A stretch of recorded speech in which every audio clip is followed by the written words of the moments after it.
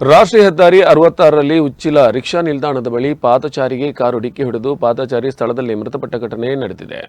ಮೃತರನ್ನ ಕುಂಜೂರು ನಿವಾಸಿ ಶ್ರೀನಿವಾಸ ತೋಣಿತಾಯ ಎಂದು ಗುರುತಿಸಲಾಗಿದೆ. ಶುಕ್ರವಾರ ಬೆಳಿಗ್ಗೆ ಮನೆಯಿಂದ ಉಚ್ಚಿಲಕ್ಕೆ ಬಂದು ರಸ್ತೆ ದಾಟುತ್ತಿದ್ದ ವೇಳೆ ಉಡುಪಿಯಿಂದ ಮಂಗಳೂರು ಕಡೆಗೆ ತೆರಳುತ್ತಿದ್ದ ಕಾರು ಡಿಕ್ಕಿ ಹೊಡೆದ ಪರಿಣಾಮ ಅವರು ಸ್ಥಳದಲ್ಲಿ ಮೃತಪಟ್ಟಿದ್ದಾರೆ. ಅಪಘಾತದ ತೀವ್ರತೆಗೆ ರಸ್ತೆಗೆ ಎಸೆಯಲ್ಪಟ್ಟು ಗಂಭೀರ ಗಾಯಗೊಂಡ ಅವರು ಘಟನಾ ಸ್ಥಳದಲ್ಲಿ ಮೃತಪಟ್ಟಿದ್ದಾರೆ.